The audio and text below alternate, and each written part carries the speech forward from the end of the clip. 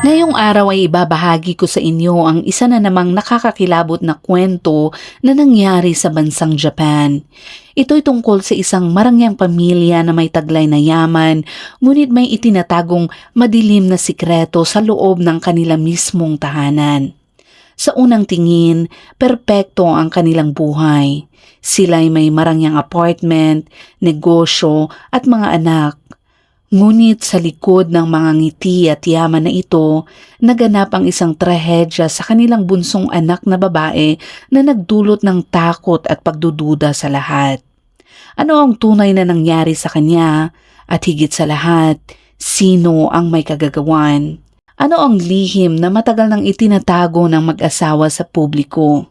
Yan ang ating aalamin at hihimay-himayin sa mga susunod na minuto, at bago tayo magpatuloy ay kung bago ka pa lamang dito sa ating channel ay huwag mong kalimutang i-click ang subscribe button at pindutin na rin ang notification bell para lagi kang updated sa mga kasong tinatalakay natin dito.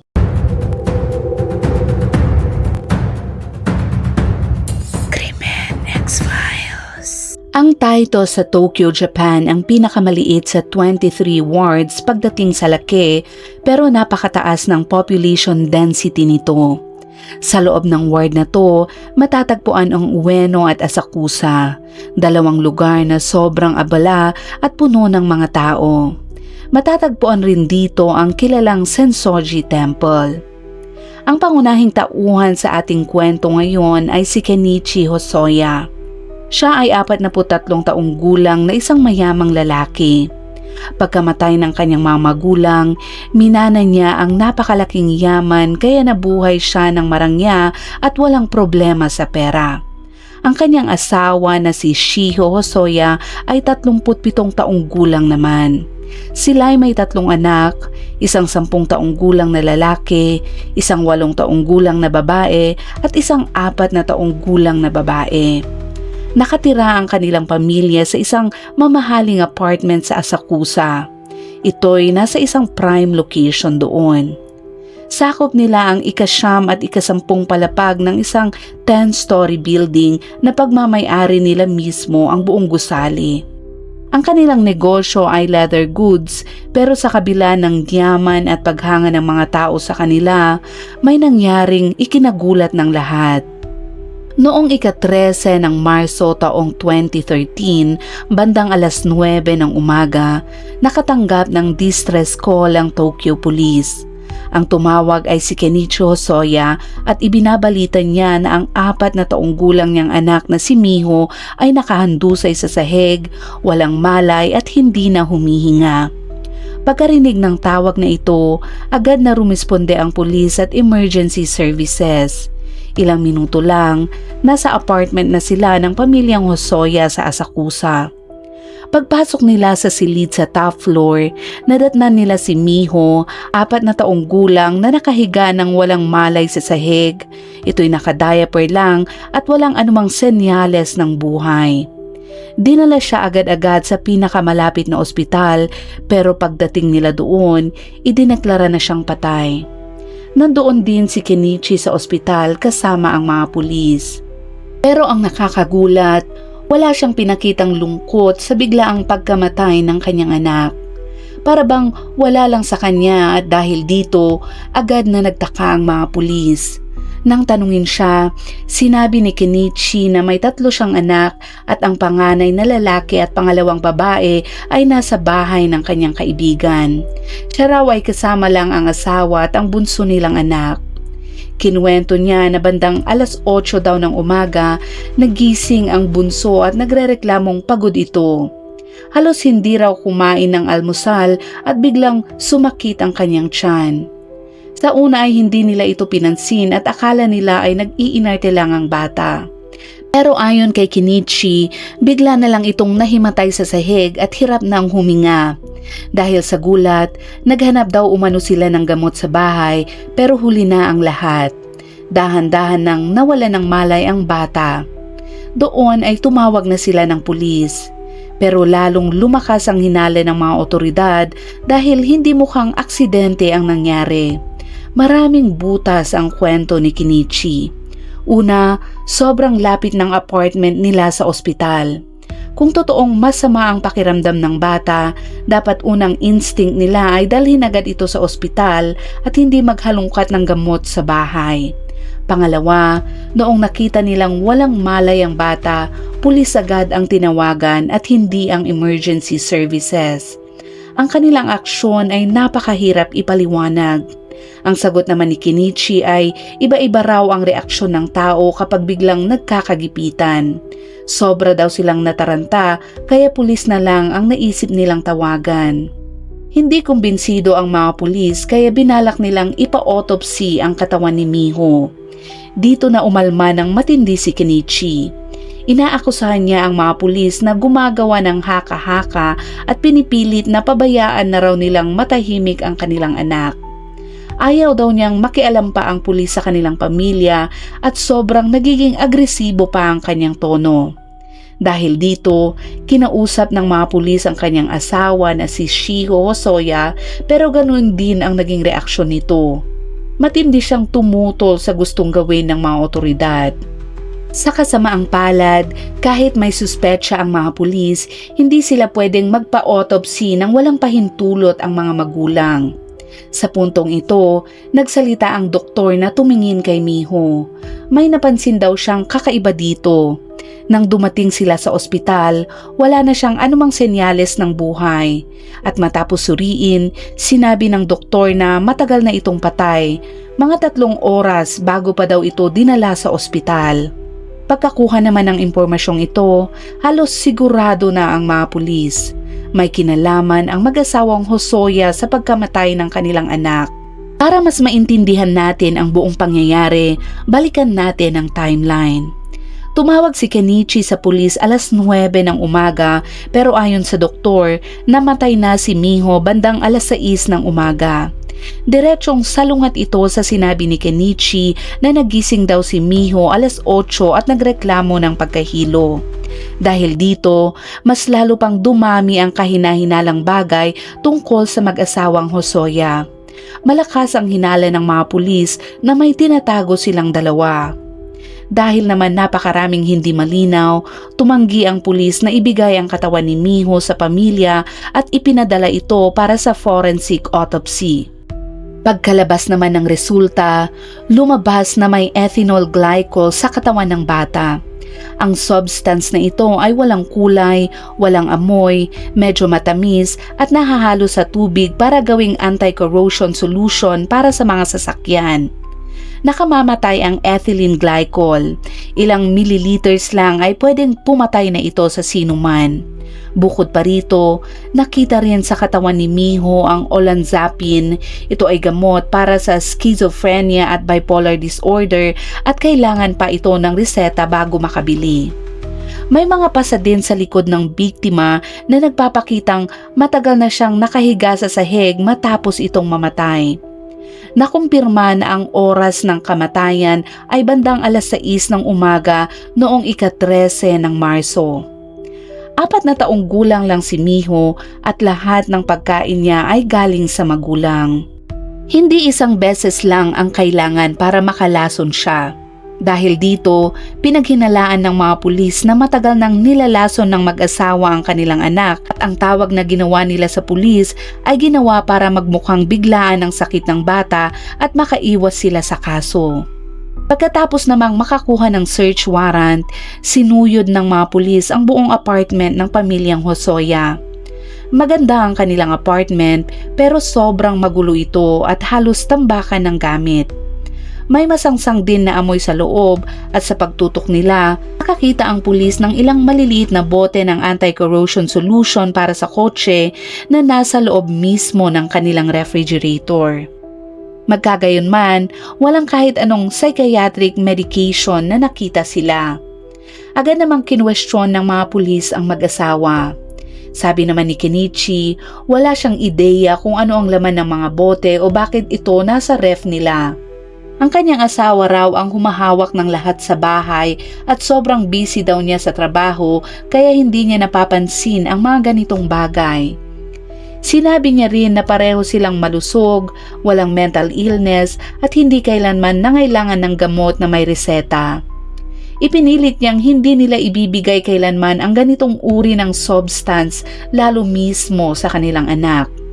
Iminungkahi pa nga niya na baka napagkamalan lang ng kanilang 4 na taong gulang na anak na ang laman ng bote ay bilang inumin at nainom lang niya ito ng aksidente. Samantala, ang asawa niyang si Shiho Hosoya ay tahimik lamang at ayaw magsalita kahit anong itanong ng mga otoridad. Dahil dito, mas lalo itong nagpatibay sa hinala ng mga pulis. May 2 compartment ang kanilang ref. Ang itaas ang refrigerator at ang ibaba naman ang freezer. Si Miho na 4 na taong gulang lang ay hanggang freezer lang ang kaya nitong abutin. Ang mga bote naman ng lason ay nasa refrigerator na hindi niya maabot mag-isa.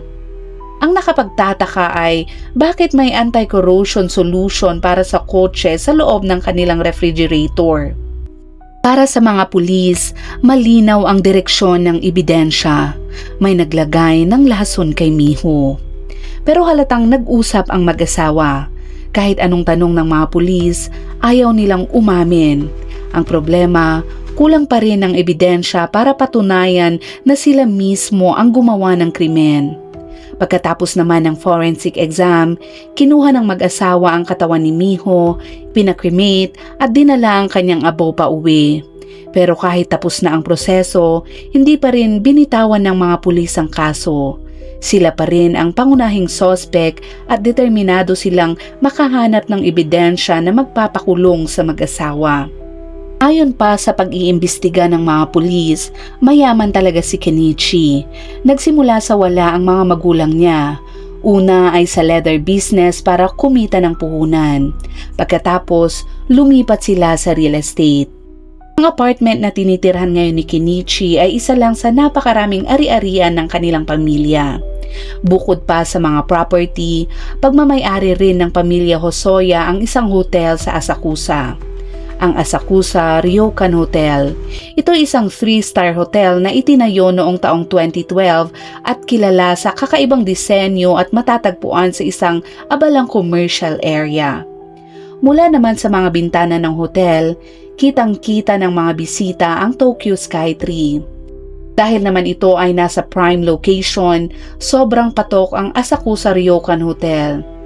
Nagsisimula ang presyo ng kanilang kwarto sa 8,550 yen kada gabi o mga $60 at halos lagi itong fully booked. Si Kenichi ang bunso sa 3 magkakapatid. Sobrang mahal siya ng kanyang mga magulang at umaasa silang siya ang magmamana ng kanilang negosyo. Dahil dito ay naging mahigpit sila sa pagpapalaki sa kanya. Pagkatapos niyang makatapos sa kolehiyo, sabik si Kenichi sa kalayaan at bagong karanasan. Ayaw niyang sundan ang yapak ng kanilang pamilya sa negosyo dahil gusto niyang magsimula ng kanyang sariling landas at career. Dahil dito, nagtatag siya ng freelance media company na gumagawa ng short videos at nag-handle ng live selling. Suportado naman siya ng kanyang mga magulang pero dahil kulang sa experience, nalugi ang kumpanya sa loob lang ng 6 na buwan. Dahil wala na siyang ibang choice, napilitan itong umuwi. Binigyan siya ng ama niya ng maagang trabaho sa family business na parang presence lang niya ang kailangan. Dahil sa sobrang dali ng kanyang buhay, unti-unti siyang naging tamad. Madalas siyang mapunta sa mga lugar na puro bisyo at gastusan. Nang makita naman ng kanyang ama ang nangyayari sa kanya, nagalit ito ng husto at nauwi sa isang mainit na pagtatalo. Umalis si Kenichi sa kanilang bahay dala ng galit at nagtrabaho ito bilang sales clerk sa isang tindahan ng pambabaeng sapatos. Hindi naman kinaya ng ina niya ang nakikitang nahihirapan ng kanyang anak, kaya palihim niya itong sinusuportahan sa pera at binilhan pa niya ito ng apartment para hindi na ito magproblema sa upa. Noong taong 2007, 21 taong gulang na noon si Kenichi at nang dahil sa isang kaibigan, nakapunta siya sa isang bar. Doon niya nakilala si Shiho. Ito ay isang hostess. Si Shiho ay galing sa mahirap na pamilya. Maagang naghiwalay ang kanyang mga magulang at lumaki siyang kasama ang kanyang ina. Bata pa lang, mainitin na ang kanyang ulo at madalas sumabog kaya inisip ng kanyang ina na may pagka-paranoid siya. Sa high school naman, nahumaling siya sa isang male idol singer. Para naman mabili ang lahat ng album nito, nagbanta pa siya sa kanyang ina at ginupitan ang kanyang buhok. Pagkatapos ng high school, umalis siya ng bahay nang hindi nagpapaalam at lumuwas ng Tokyo para magsimula ng bagong buhay. At dahil wala siyang espesyal na skills, mabilis na naubos ang kanyang pera at nauwi siyang pagala-gala sa lansangan. Pero sa kabutihang palad, may isang mabait na employer na kumupkop sa kanya pero paglipat niya roon, nagbago ang kanyang ugali. Siya ay nalulong sa bisyo at luho. Napakaarte din niya sa pagkain at inumin at palagi niyang inaasahan na bilhan siya ng magagarang damit. Dahil dito, napagod ang pamilya ng employer at pinaalis din siya. Pagkatapos noon, nagtrabaho siya bilang hostess sa isang bar. Noong unang makita ni Kenichi si Shiho, agad siyang naakit dito. Hindi man siya sobrang ganda, nakakakuha siya ng pansin dahil sa lambing at nakakatawang paraan niya ng pagsasalita. Simula naman noon, araw-araw nang pumupunta si Kenichi sa bar para makita siya at gastos ng gastos para tumaas ang sales ni Shiho. Unti-unting nahulog ang loob nila sa isa't isa at sila'y naging magkasintahan kalaunan. Sa kasamaang palad, tutol na tutol ang mga magulang ni Kenichi. May napili na daw silang quote-unquote tamang magiging asawa ng kanilang anak. Noong dinala ni Kenichi si Shiho minsan sa kanilang bahay, pinalayas agad sila at sinabi ng kanyang mga magulang na kapag hindi daw niya hihiwalayin si Shiho, wag na daw siyang babalik pa sa kanila. Hindi nila matanggap na ang anak nila ay makakapag-asawa ng isang hostess. Pero dahil mahal na mahal ni Kenichi si Shiho, dinala niya ito sa kanyang apartment na binili ng kanyang ina at palihim silang nagpakasal.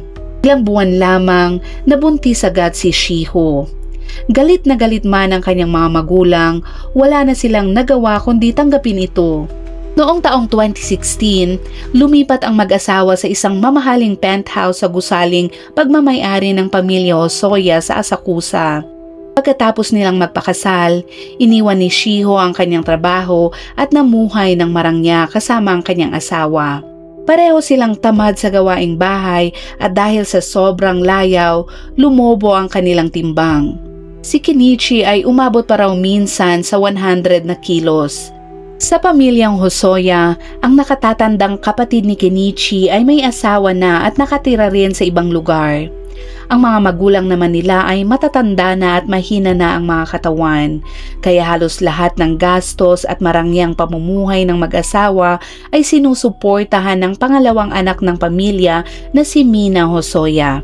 Si Mina ay matalino, masipag at siya ang tumutulong sa mga magulang sa pagmamanage ng family business. Siya rin ang financial manager ng Asakusa Ryokan Hotel at kabisado na niya ang buong takbo ng negosyo at ito'y nakatira kasama ng kanyang mga magulang sa lower floors ng kanilang high-end apartment. Si Kenichi naman, ito ay sobrang kabaliktaran. Wala siyang interes sa negosyo ng pamilya. Ang gusto lang niya ay mag-enjoy at gumastos ng malaki. Ang bawat pagkain nga nila minsan sa labas ay umaabot ng libu-libong yen ang bayad. Sa paningin ng kanilang mga magulang, mas masipag at mas may kakayahan si Mina kumpara kay Kenichi. Pero noong Abril taong 2018, isang malagim na pangyayari ang naganap. Namatay si Mina sa isang aksidente sa edad na 41 taong gulang. Bago naman siya bawian ng buhay, nakaranas siya ng pagsusuka, pagtatae at hirap sa paghinga sa bahay. Pagdating naman niya sa ospital, hindi nagtagal at pumanaw din ito. Ang sabi ng doktor, sepsis daw ang sanhi, pero sa paglaon, malalaman nating malayo ito sa katotohanan.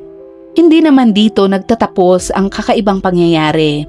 2 buwan matapos mamatay si Mina, pumanaw din ang kanilang ama at ang ina naman nila ay nauna pang mamatay noong Enero ng parehong taon. Noong panahong iyon, wala pang nagdududa. Lahat ay naniniwalang namatay sila dahil sa sobrang pagod at stroke.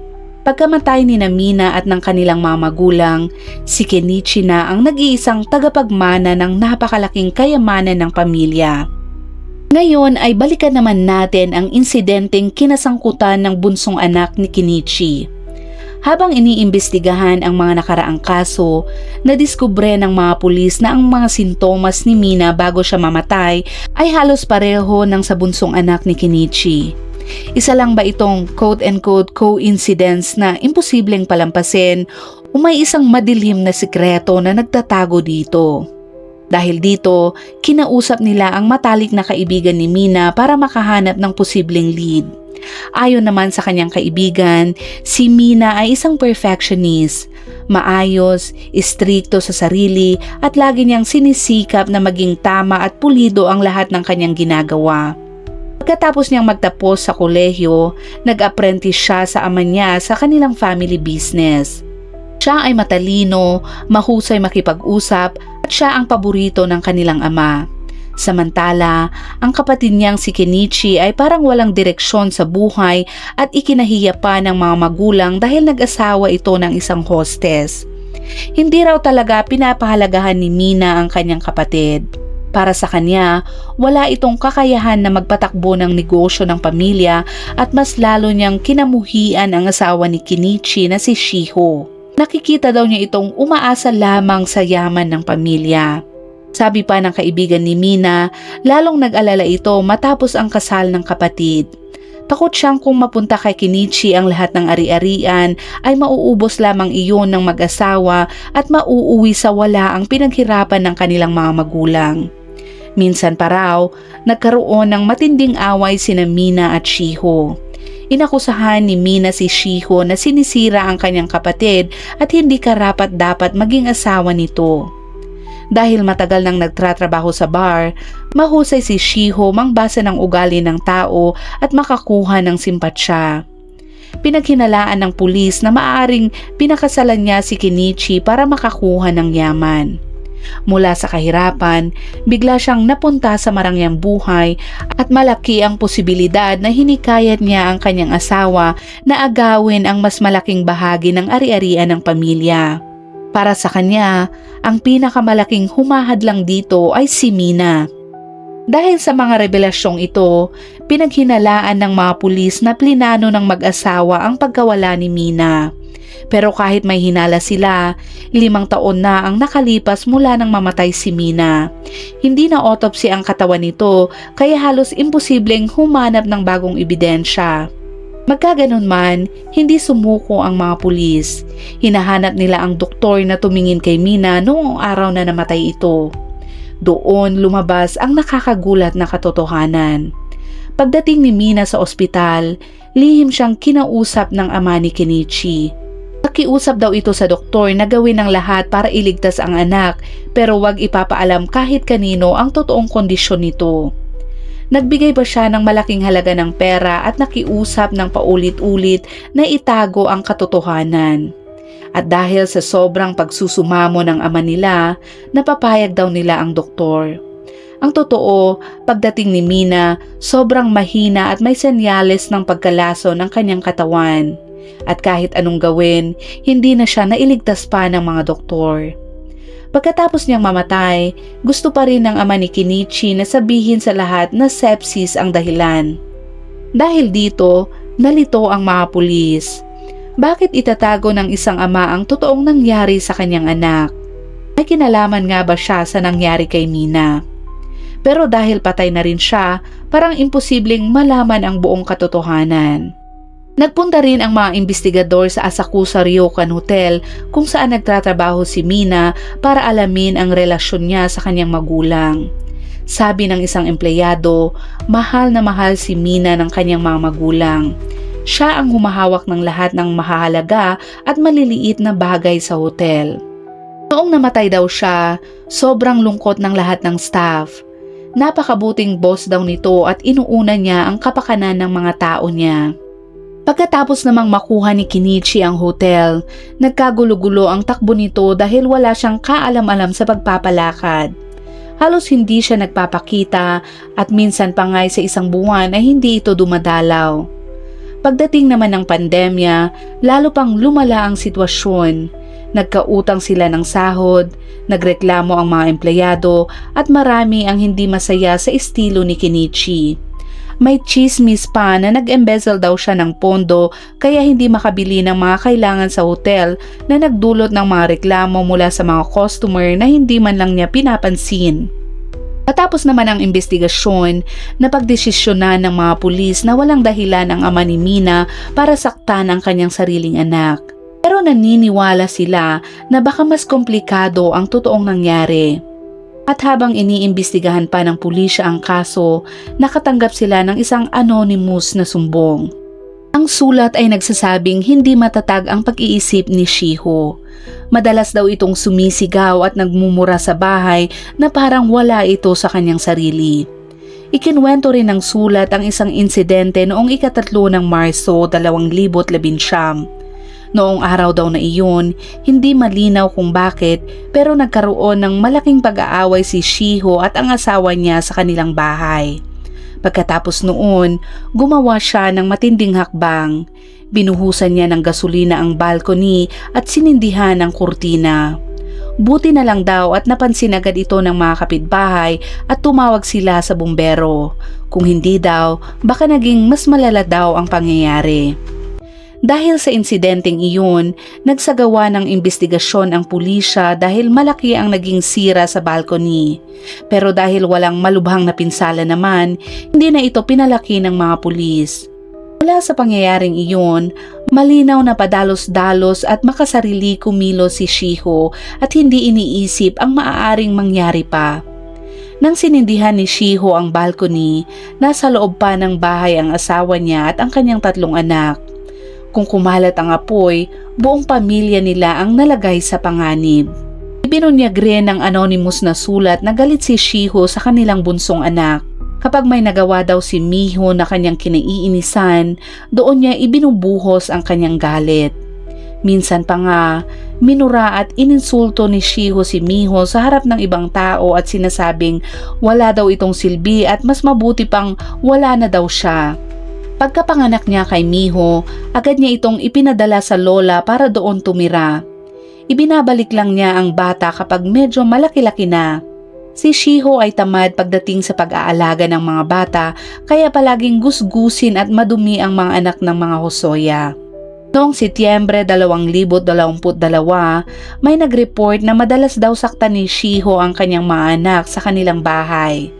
Pagkarinig naman nito, mabilis niyang tinawagan ang ama niya na nakatira sa Hokkaido para kunin ang 3 bata. Pagdating ng pulisya para mag-imbestiga, nailipat na ang guardianship ng mga bata sa kanilang lola. Nang humupa na ang ingay ng publiko, ibinalik din ang mga bata sa kanilang mga magulang. Pero hindi nagpakita ng pagsisisi sina Kenichi at Shiho. Sa halip, mas lalo pa nilang sinamaan ng loob si Miho at sinisisi siya sa lahat. Tumayo ang pulisya sa preschool ni Miho para mangalap ng impormasyon. At ayon sa kanyang mga guro, si Miho ay isang kawawang bata at kulang sa pagmamahal ng magulang at ito'y madalas na may pasa o sugat sa kanyang katawan. Paulit-ulit ng kinontak ng paaralan ang kanyang mga magulang para gampanan ang kanilang responsibilidad pero tila wala silang pakialam dito. Lagi ring lutang at parang pagod si Miho sa kanyang paaralan. Hindi siya masigla tulad ng ibang bata at palagi siyang mukhang antok at parang kulang sa tulog. Maging ang personal na kalinisan niya ay sobrang napabayaan. Linggo-linggo ay pare-pareho lang ang kanyang suot at hindi maganda ang kanyang amoy. Marami ring reklamo ang mga kapitbahay ni Kenichi sa kanila. Madalas daw nilang marinig ang pag-iyak ng mga bata mula sa loob ng bahay, pati mga sigawan sa kalagitnaan ng gabi. Naaapektuhan ng husto ang pamumuhay ng mga kapitbahay dahil sa matinding ingay nila. May ilan nang tumawag sa lokal na otoridad para humingi ng tulong pero wala pa rin daw nangyayari. Pagkalipas naman ng 6 na buwan, nagsagawa muli ng search ang pulisya sa bahay ni Kenichi. Pag-init noon at sobrang init ng panahon at ang loob ng bahay ay magulo at mabaho at amoy panis at asim. Nang tanungin kung saan nakalagay ang abo ni Miho, Pareho nilang itinuro ang balcony.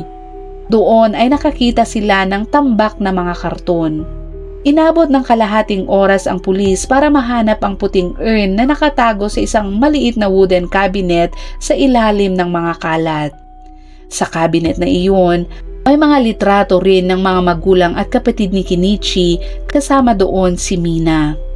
Sa nakikita ng mga pulis, mukhang wala talagang pagpapahalaga sina Kenichi at Shiho sa kanilang anak at walang bakas ng pagmamahal para sa kanya dahil sa masamang pagtrato nila sa kanyang urn. Sa mga oras na yun, kinuha ng mga pulisya ang mga computer at cellphone ng mag-asawa. Pagkatapos suriin, nakagawa sila ng isang mahalagang tuklas. Sa computer ni Shiho, may records ng malalaking pagbili ng anti-corrosion solution at olazapine. Dahil prescription drug ang olanzapine, binili ito ni Shiho sa mga illegal na website. Nang tanungin tungkol dito, sinabi ni Kenichi na wala siyang alam dito. Anya, madalas bumili ang asawa niya ng weight loss pills at gamot sa diabetes online pero hindi niya raw kailanman nakita ang gamot na olanzapine. Habang nire-review naman ng pulisya ang chat history ng mag-asawa, nadiskubre nilang labis nilang kinaiinisan ang kanilang bunsong anak dahil hindi raw ito cute o lovable. Sa kanilang pag-uusap, sinabi ni Shiho na ang panganay niyang anak na lalaki ay napakatalino at ang pangalawang anak na babae ay napakaganda. Pero ang bunso ay pangit, mabagal at iyakin kaya sobrang nakakainis daw ito. Sa kanilang pag-uusap ay sinabi rin nilang nais nilang mawala si Miho sa mundo habang buhay. Habang binabasa ito ng mga pulis, tila nanindig ang kanilang mga balahibo. Hindi nila masukat sa kanilang isip na may mga magulang na kayang kamuhian at saktan ang kanilang sariling anak ng ganoon kabigat. At kahit malinaw na ipinapakita sa chat ng mag-asawa ang galit nila sa kanilang bunso, wala silang binanggit na plano para saktan ito ng tuluyan. Dahil dito, kinailangan ng pulisya ng mas matibay na ebidensya. Siguro dahil napansin niyang minamanmanan na siya, kumuha si Kenichi ng isang kilalang abogado. Nagpatawag din ito ng press conference at sinabi sa publiko na si Kenichi ay mabait at mahinahong ama na mahal ang kanyang mga anak at imposible raw na gumawa siya ng ganoong kalupitan. Pinaghinalaan din ng pulisya na ang hakbang ni Kenichi ay para ilihis ang sisi kay Shiho para kapag lumabas na ang katotohanan ay makaiwas siya sa responsibilidad. At kahit ano pa ang kanilang pag-deny, si Kenichi at Shiho pa rin ang pangunahing suspect dahil ang mga ebidensya ay hawak na ng mga pulisya. Pagkatapos naman ng 11 buwan mula sa insidente, noong 14 ng Pebrero 2024, mismong araw ng mga puso noon, opisyal nang inaresto sina Kenichi at Shiho. Nang dinala sila sa istasyon ng pulis, bigla namang nagbago ang asta ni Shiho na dati ay tahimik sa mga investigasyon. Ayaw niyang bumaba ng sasakyan, sinasabing masakit ang kanyang ulo, masakit ang likod at sobrang hina raw siyang maglakad. Inabot pa ng 30 minuto ng mahinahong pangungumbinsi bago pumayag si Shiho na bumaba ng sasakyan. Ilang pulis din ang kinailangang magbalot sa kanya ng kumot, tapos buhat-buhatin siya papunta sa wheelchair at hirap na hirap silang ipasok siya sa loob ng istasyon. Matapos maaresto ang mag-asawa, may isang lalaking nagsabing malapit na kaibigan ni Kenichi na tawagin nating A ang nakipag-ugnayan sa pulisya. Sinabi niya na may mga bigat daw sa buhay si Kenichi. Hindi raw masaya ang pagsasama nila sa likod ng mga ngiti at si Shiho raw ay dominante at palaging pinipressure at kinokontrol ang kanyang asawa sa isip at sa kanyang emosyon. Pagkatapos daw ng kanilang pagpapakasal, madalas daw na hindi umuwi si Shiho, hindi gumagawa ng gawaing bahay at hindi hinahatid at sinusundo ang kanilang mga anak sa paaralan. Si Kenichi raw lahat ang nag-aalaga sa kanilang 3 anak at kapag may ayaw si Shiho, magwawala na lang daw ito at uutusan si Kenichi na sundin ang bawat utos niya. Mahilig daw si Shiho mag-hot spring at lagi siyang nagpupumilit na sumama kay Kenichi. Si Kenichi pa daw ang kailangang maghanda ng malinis na underwear nito na sakto sa gusto ni Shiho. Minsan pa daw ay mali ang kulay na nailagay niya sa bag at grabe na daw kung magalit si Shiho. Umabot daw sa pagmumura at mabibigat na pananakit ang mga salita nito.